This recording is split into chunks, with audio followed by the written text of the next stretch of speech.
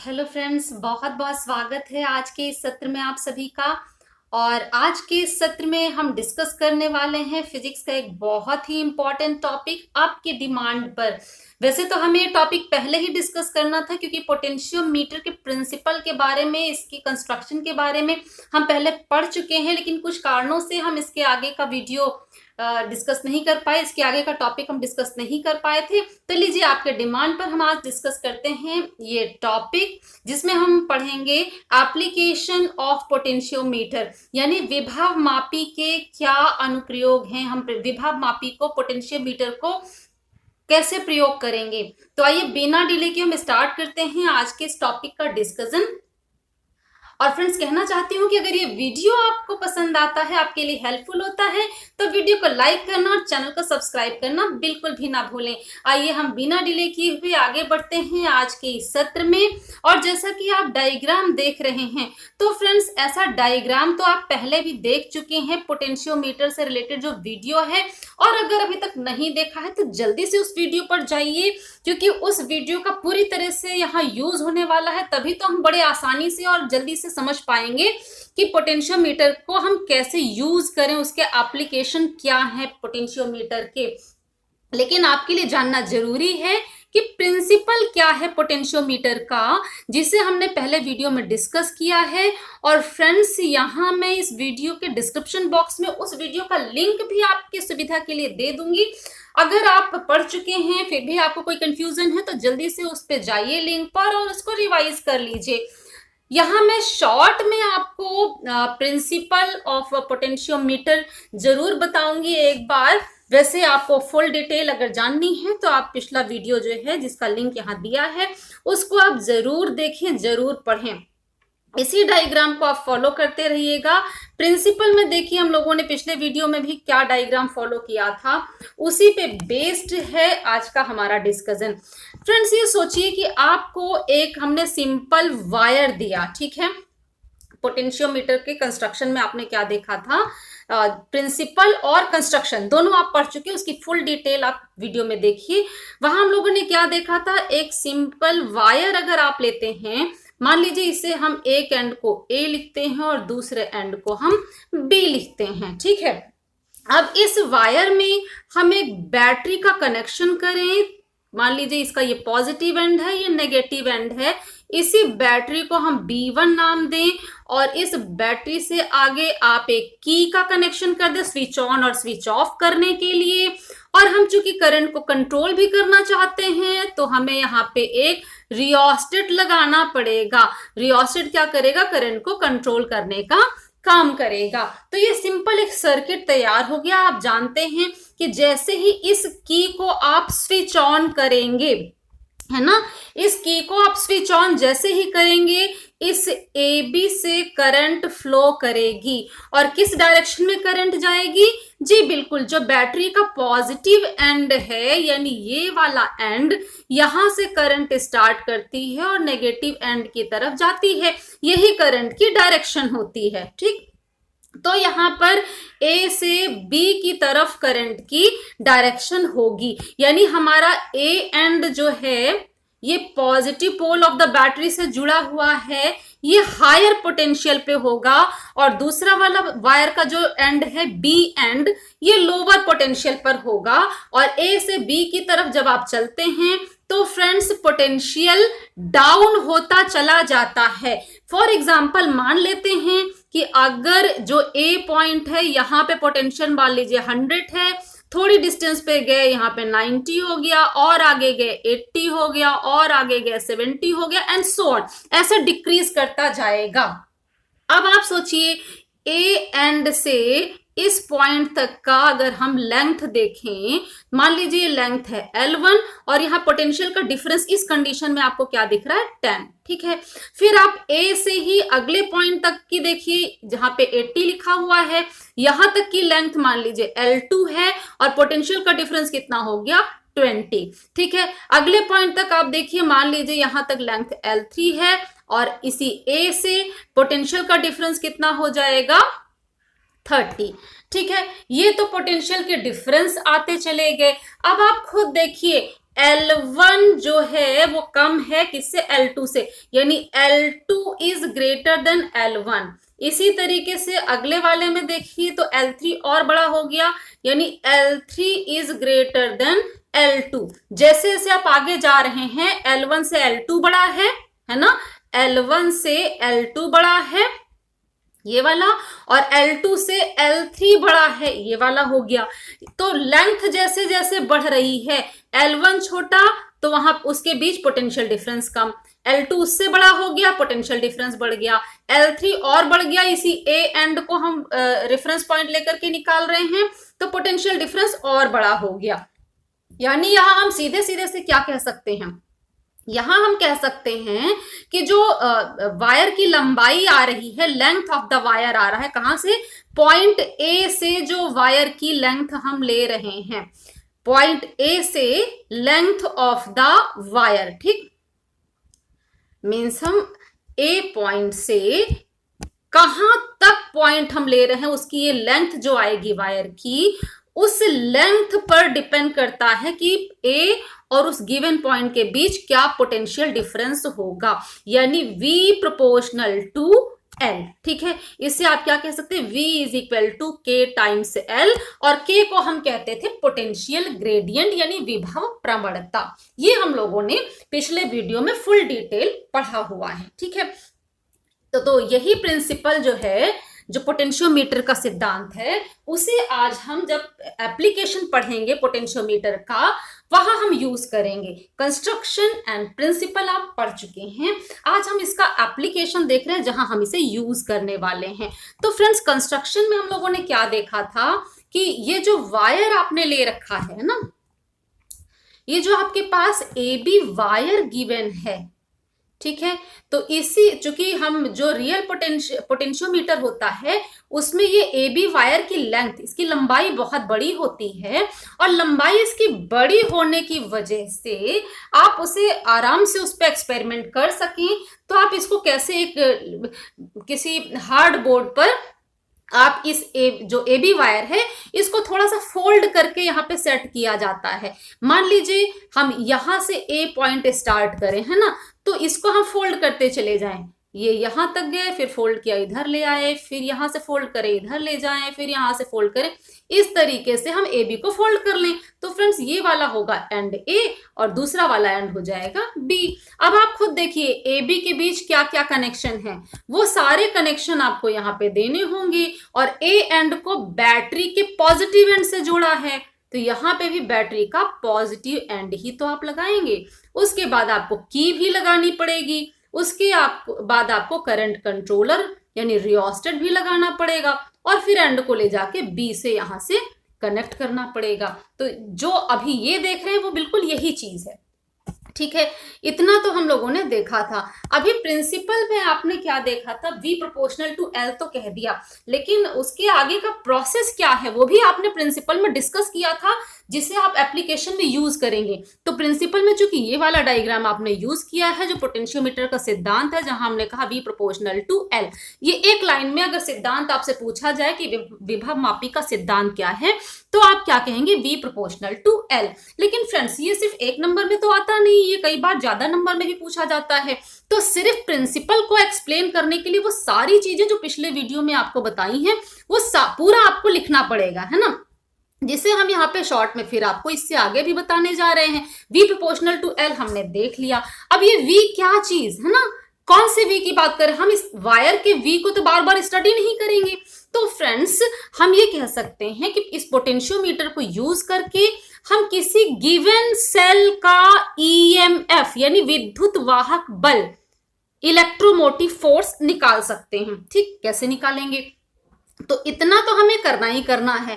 अब आप क्या करते हैं, जिस एंड वायर के जिस एंड से पोटेंशियोमीटर का वायर है AB, है ना, पोटेंशियोमीटर का वायर है AB, और इस AB वायर के जिस एंड से इस बैटरी का पॉजिटिव एंड जुड़ा हुआ है, यानी कि एंड A, उसी एंड से हम उस सेल का भी पॉजिटिव एंड कनेक्ट करेंगे, जिसका हमें EMF यानी कि विद्युत वाहक बल निकालना है। ये बेसिक कंडीशन है जो आपको याद रखनी है। अभी प्रिकॉशंस जब हम लोग देखेंगे कि क्या क्या सावधानियां हमें रखनी चाहिए जब पोटेंशियोमीटर को हम इस तरह से यूज करते हैं, वहां ये मेन पॉइंट है कि जो सेल जिसका ईएमएफ, जिसका विद्युत वाहक बल आपको निकालना है, उसका पॉजिटिव एंड उसी एंड ऑफ द वायर यानी पोटेंशियोमीटर के तार के उसी एंड से जोड़ना है जहां से ये B1 बैटरी का पॉजिटिव एंड जुड़ा है। यानी ए पॉइंट से देखिए दोनों के पॉजिटिव एंड को हमने जोड़ दिया है ना, ये बड़ी लाइन जो दिखाती है पॉजिटिव एंड को दिखा रही है।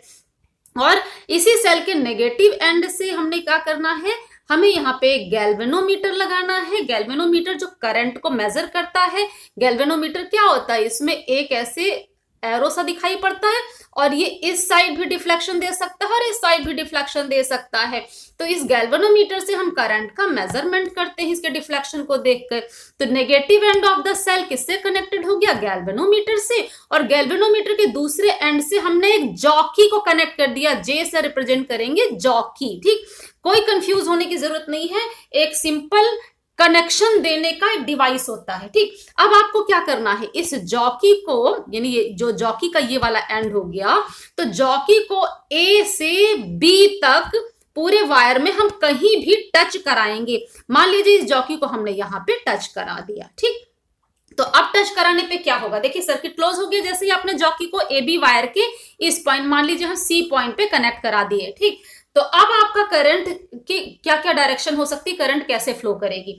थोड़ी देर के लिए हम सेल को अगर भूले रहे हैं ना, तो करंट किसकी वजह से जाएगी, इस बैटरी की वजह से जा रही है। ठीक, अब बैटरी की करंट यहां तक आई। ओके, यहां पे उसको दो रास्ते मिल रहे हैं।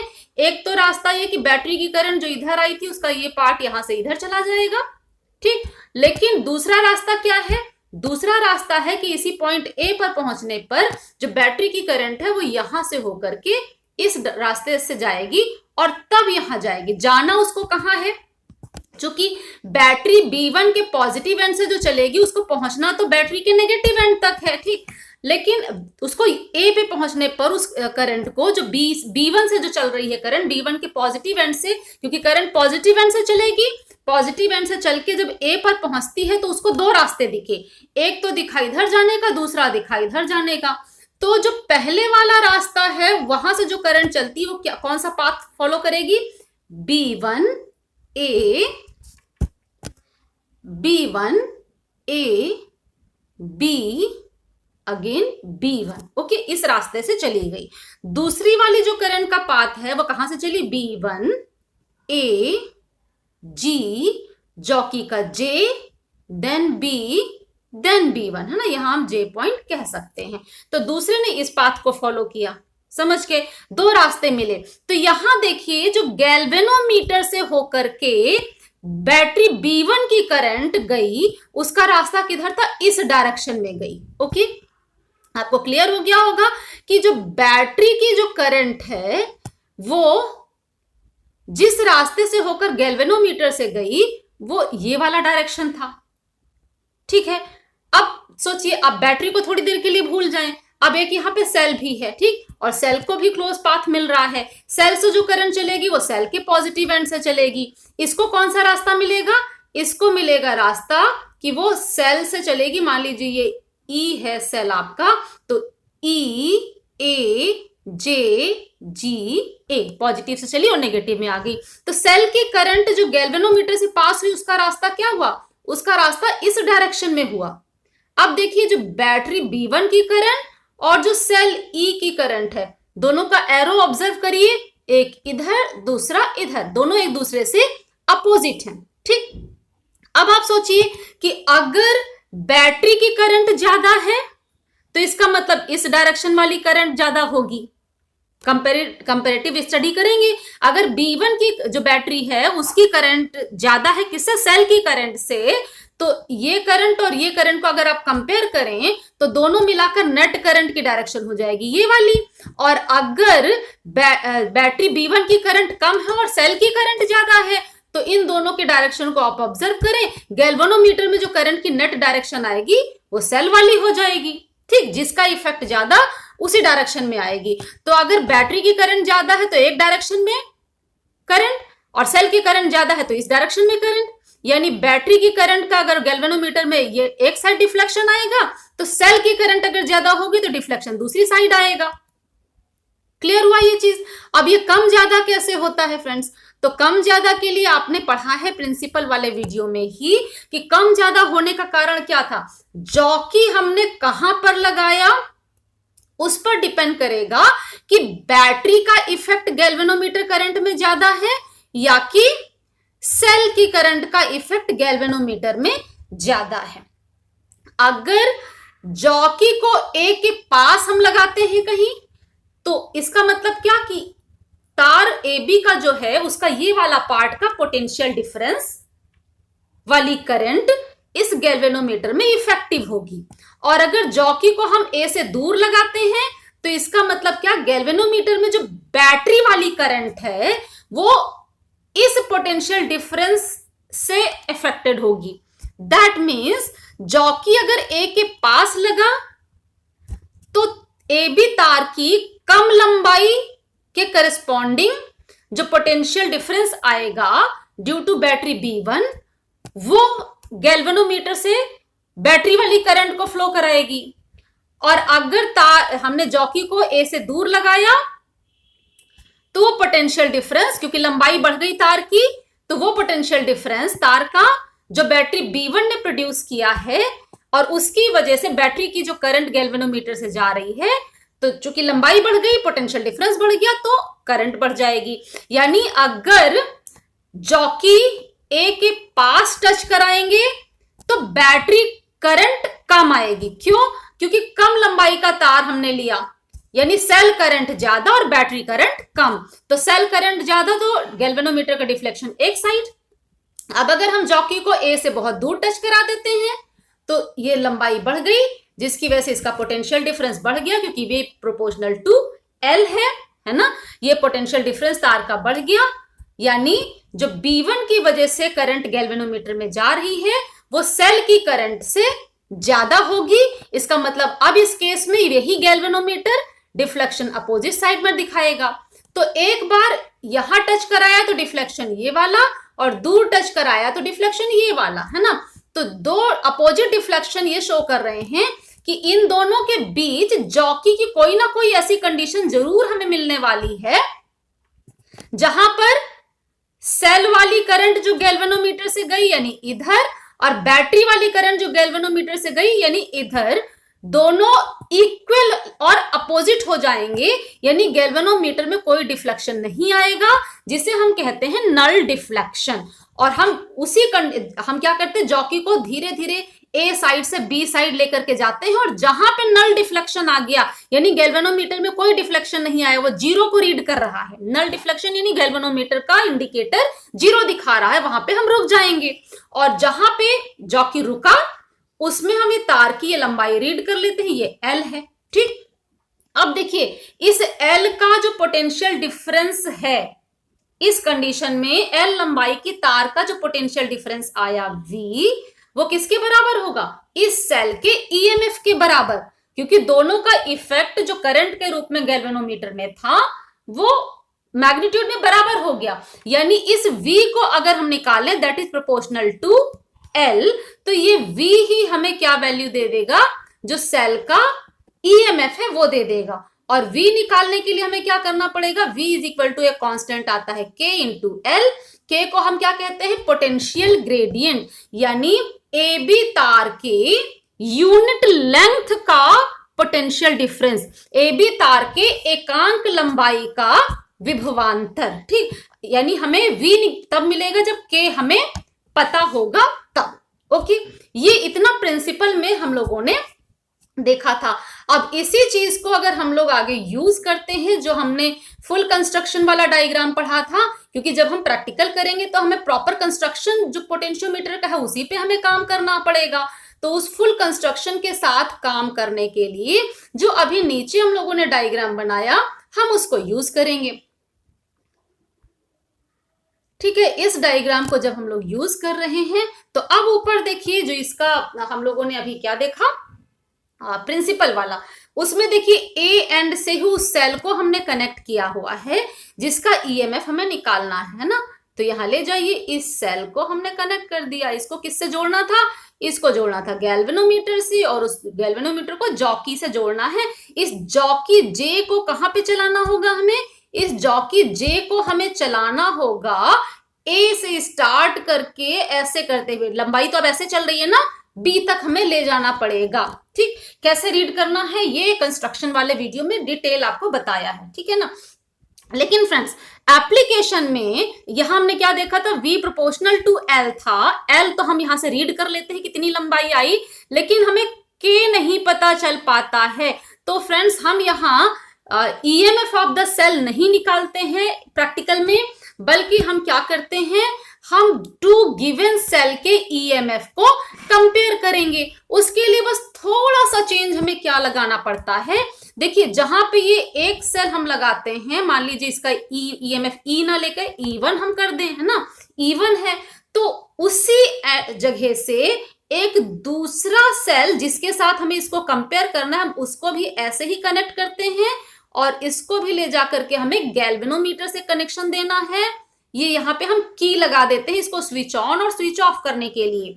चाहे यहाँ पर हम टू वे की लगाएं, यानी एक ही की होती है, एक बार E1 को कनेक्ट करती है, एक बार E2 को, चाहे हम अलग अलग की लगा लें। मान लीजिए इसको आप कहते हैं की K1, इसको हम कहते हैं K2 और इसको हम कह दें K3। ठीक, अब सोचिए K1 को ऑन करेंगे पहले, तो इस AB से करंट फ्लो करनी शुरू हो जाएगी। पहले K1 को ऑन कर दिया, इस वाले को हमने पहले ऑन करना है। इसको जैसे हमने पहले ऑन किया था, तो हमने ऑन किया K1 को। ठीक, फिर हम क्या करेंगे, इस K2 को ऑन करेंगे, और K2 को ऑन करने का मतलब क्या है, ये वाला सर्किट भी ऑन हो गया। ठीक, फिर हमें क्या करना था, इस जॉकी को वायर AB पर हमने चलाया था, यानी इस जॉकी को लेंगे और A से स्टार्ट करके आगे की तरफ बढ़ते जाएंगे। जहां पर हमें नल पॉइंट मिलेगा गैल्वेनोमीटर में, यानी गैल्वेनोमीटर में जीरो डिफ्लेक्शन हो गया, वहीं पे आप रुक जाएंगे और A से स्टार्ट करके पूरी वायर की लंबाई पढ़ लेंगे।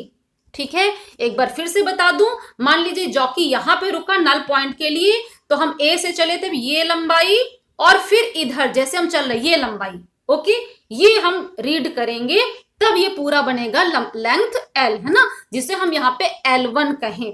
तो अब इस केस में चूंकि हमने इस K2 को ऑन किया है, यानी यहाँ पे जो EMF हमें मिला वो क्या मिला, वो मिलेगा हमें E1 प्रोपोर्शनल टू L1। ये लेंथ आई यहां से यहां तक की L1 आई। ठीक है, तो ये लेंथ हो गई, और उसने क्या मेजर करके दिया, जैसे इस सेल का EMF आ रहा था वैसे इसने E1 का EMF दिया। अब हम K2 को ऑफ कर दें और K3 को ऑन कर लें, तो ये वाला पार्ट सर्किट से बाहर हो जाएगा E1 वाला, और ये E2 वाला पार्ट सर्किट में आ जाएगा, इसका EMF है सेल का E2। ठीक, फिर जॉकी को वही काम करना है, A से स्टार्ट करेंगे और आगे चलाते जाएंगे। ऐसे चलाया, मान लीजिए यहां रुका और मिल गया आपको नल पॉइंट, तो तार की पूरी लंबाई कहां से कहां तक की, पहले ये, फिर ये जहां तक रुका था वहां तक की पूरी लंबाई, जैसे चल रहे हैं बिल्कुल वैसे ही रीड करना, इधर फिर इधर फिर इधर। ओके, वो रीड कर लिया, मान लीजिए वो आ गई L2, तो E2 प्रोपोर्शनल टू L2। अब आप खुद देखिए, E1 is equal to KL1 and E2 is equal to KL2। इन दोनों इक्वेशंस को आप डिवाइड कर दीजिए, तो आपको मिल जाएगा E1 upon E2 is equal to L1 upon L2। ठीक है ना, यही हमें निकालना था, और इसी चीज के मैं फुल नोट्स आपको देने वाली हूं आज के इस वीडियो में विद डायग्राम। ठीक है, देखिए अभी आपने यही डायग्राम सीखा था जिसे हमने आपको बना करके दिखाया। जो प्रिंसिपल में आपने सिंपल डायग्राम सीखा है, उसी डायग्राम पे बेस्ड आप इसको आसानी से याद रख सकते हैं, बना सकते हैं, कोई कनेक्शन नहीं छूटेगा। कई बार आप इसी कनेक्शन को एग्जाम में छोड़ देते तो फ्रेंड्स मार्क्स कट जाएंगे ना, अगर आप प्रॉपर कनेक्शन नहीं बनाएंगे तो ये आप कनेक्शन बनाएंगे, जो अभी हम लोगों ने बनाया था बिल्कुल वही डायग्राम है ये। और फिर इसके बाद हमें पढ़ना क्या है, एप्लीकेशंस ऑफ द पोटेंशियोमीटर, विभव मापी के अनुप्रयोग। ठीक है, we will discuss here two applications of potentiometer. First application क्या है, to compare EMF of two cells by potentiometer.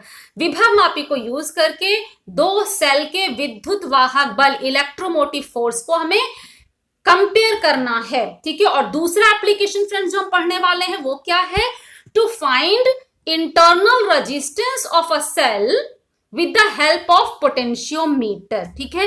Hindi medium students के लिए भी पूरा नोट्स है यहाँ पर।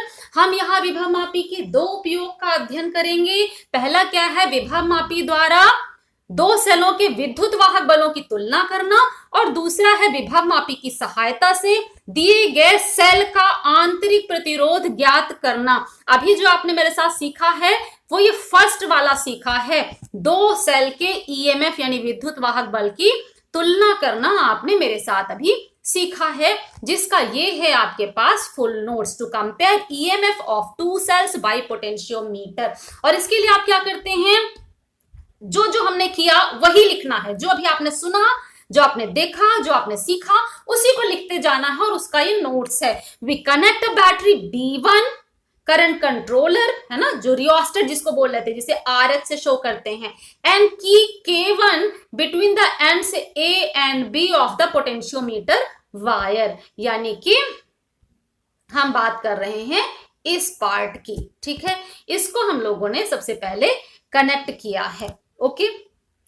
Then the positive end of the battery B1 is connected to the end A of the potentiometer wire, ठीक। अब जहां से B1 का पॉजिटिव एंड कनेक्टेड था वहीं से हमें सेल्स का भी पॉजिटिव एंड कनेक्ट करना है। The positive poles of the cells E1 and E2 are connected to the end A of the potentiometer wire. मेरे साथ आपने डायग्राम अपनी कॉपी में बना रखा है, आप उसके साथ कंपेयर करते चले जाइए, तब अच्छे से तैयार होगा। Now E1 and E2 are the cells whose EMF are to be compared, ठीक। The negative ends of both the cells E1 and E2 are connected to a jockey J after connecting it to a galvanometer G with the help of a double way key, or we may use two keys according to figure 1, okay, जो इस figure में आपको explain किया है उस तरीके से आप यहाँ पे कर सकते हैं। तो फ्रेंड्स ये तो कनेक्शन हो गया। अब कनेक्शन के बाद हम लोगों ने अभी क्या क्या किया था, जैसे ही आप कनेक्शन कर देते हैं तो बैटरी B1 वाली जो की थी, की K1, आपकी कॉपी पे आपने डायग्राम बना रखा है। नाउ की K1 is connected and bye connecting की K2, हमने क्या किया, पहले K1 को कनेक्ट किया, देन बाय कनेक्टिंग की K2 cell E1 is connected to the circuit. सबसे पहले K1 की को कनेक्ट किया और फिर K2 की को जैसे ही कनेक्ट करते हैं तो सेल E1 आपका सर्किट में आ जाता है, यानी इस की को जब कनेक्ट करेंगे तो सेल E1 आपका सर्किट के अंदर आ जाता है। ये आपने अभी देखा, ठीक है। फिर आपने क्या करना है, अब जब सेल E1 आ गया तो हमें जॉकी से नल पॉइंट ढूंढना था। Null point is identified with the help of jockey if length of the potentiometer wire between point A and null point L1, null point is L1 centimetre. तो हमें क्या मिला था, E1 प्रोपोर्शनल टू L1, यानी E1 is equal to KL1। यहां हमने क्या लिखा था पहले, E1 प्रोपोर्शनल टू L1, और उसे हम इस तरीके से लिखते हैं जहां K क्या होता है, potential gradient of the wire, ठीक। अब हम क्या करते हैं कि जो K2 सेल की थी उसको हटा देते हैं, यानी सेल E1 को हम सर्किट से बाहर कर देते हैं और K3 की के थ्रू हम E2 को कनेक्ट कर देते हैं सर्किट से।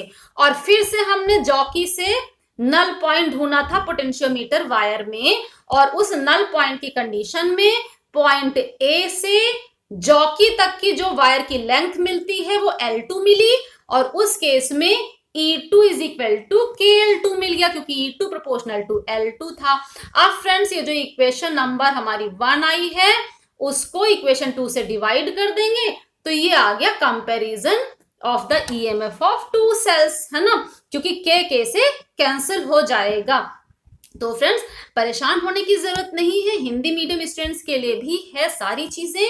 विभव मापी द्वारा दो सेलों के विद्युत वाहक बलों की तुलना करना। हमने क्या किया, बैटरी B1, धारा नियंत्रक RH और कुंजी K1 को विभव मापी के तार के A और B सिरों के बीच जोड़ देते हैं। डायग्राम आपने कॉपी पे बना रखा है।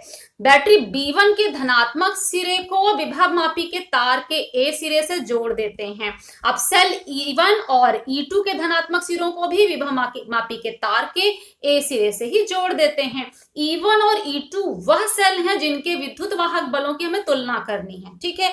अब E1 और E2 के जो ऋणात्मक सिरे हैं उनको क्या करना है, एक द्विमार्गी कुंजी या दो अलग कुंजी जो K2 K3 आपने बनाया है के द्वारा गैल्वेनोमीटर से होते हुए फिर जॉकी से जोड़ते हैं, ठीक। अब हमें इसके बाद क्या करना है, हमने जॉकी से तो जोड़ दिया इसको, अब जॉकी को यूज करके हमें नल पॉइंट निकालना पड़ेगा, है ना, जीरो डिफ्लेक्शन पॉइंट हमें निकालना पड़ेगा। अब कुंजी K1 को लगाते हैं और आपने क्या किया, कुंजी K1 को लगाकर, यानी जो बैटरी B1 वाली है उसको लगाया तो AB तार में करंट फ्लो करेगी और फिर K2 को हम कनेक्ट कर देते हैं। K2 को लगाते ही सेल E1 सर्किट में आ जाता है, ठीक। और फिर क्या करते हैं, जॉकी J की सहायता से AB तार पर शून्य विक्षेप स्थिति ले आते हैं।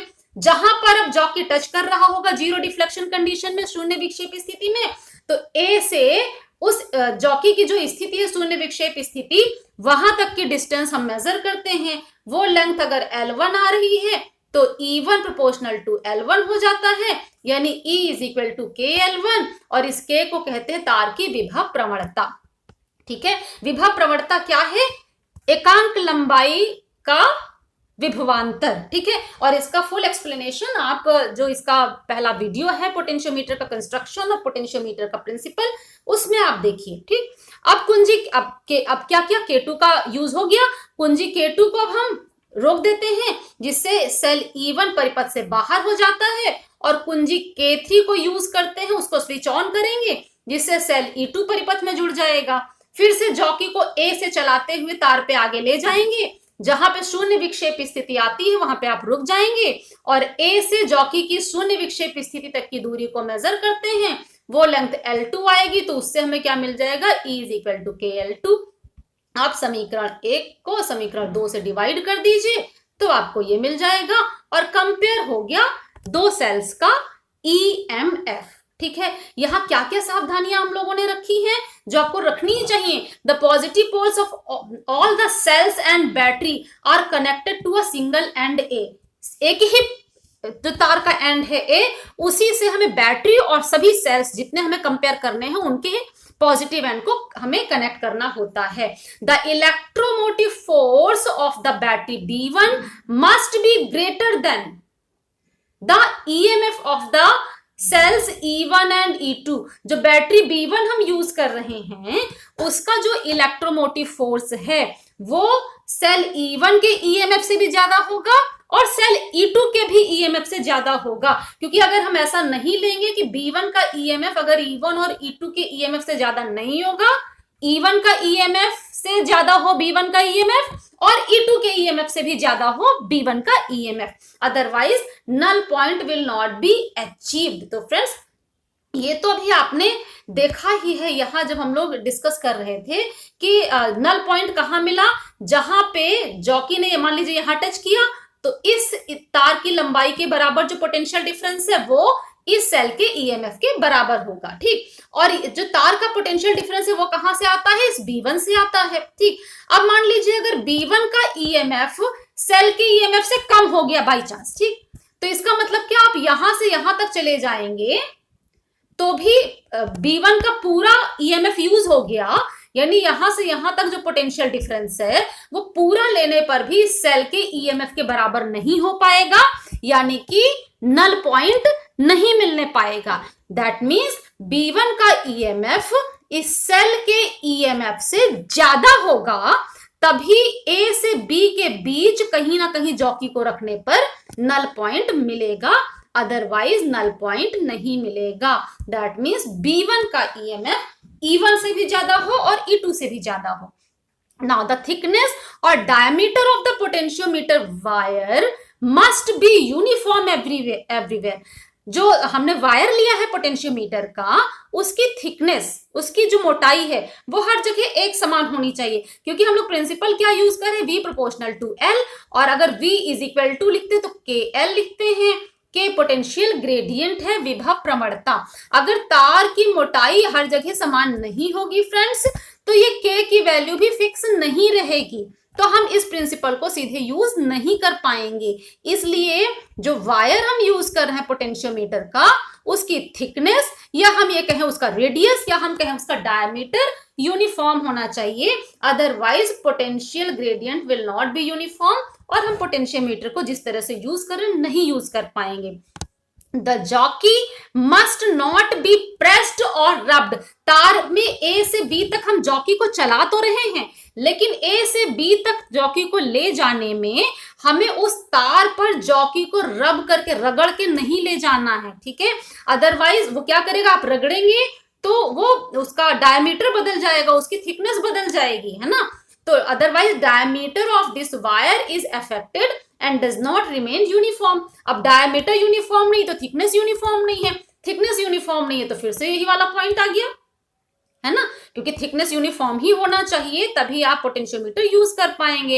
And the last one, the current should not be passed for long time through the wire. आपको E1 के लिए नल पॉइंट और E2 के लिए नल पॉइंट तेजी से निकालना है, क्योंकि आप पोटेंशियोमीटर वायर से ज्यादा समय तक के लिए करंट को पास नहीं करा सकते हैं, क्योंकि अगर आप ज्यादा समय तक करंट को पास कराएंगे तो क्या होगा, द वायर इज हीटेड, आपका वायर जो है गर्म हो जाएगा, AB वायर पोटेंशियोमीटर का गर्म हो जाएगा, और जब वो गर्म होगा due to the change in resistance, जब वो तार गर्म होगा, आप जानते हैं टेम्परेचर बदल गया तो उसका रेजिस्टेंस बदल जाएगा, ठीक है। रेजिस्टेंस किससे रिलेटेड, पोटेंशियल ग्रेडियंट, यानी ज्यादा देर तक अगर करंट फ्लो कराएंगे तो टेम्परेचर बढ़ेगा, टेम्परेचर बढ़ने से उसका पोटेंशियल ग्रेडियंट बदल जाएगा। फिर से वही बात आ गई कि फिर हम ये वाला फॉर्मूला कैसे यूज करेंगे जब K की वैल्यू बार बार बदलने लग जाएगी। यानी हमें ध्यान रखना है कि पोटेंशियोमीटर वायर का पोटेंशियल ग्रेडियंट कांस्टेंट बना रहे, यानी हमें करंट को भी कम समय के लिए ही फ्लो कराना है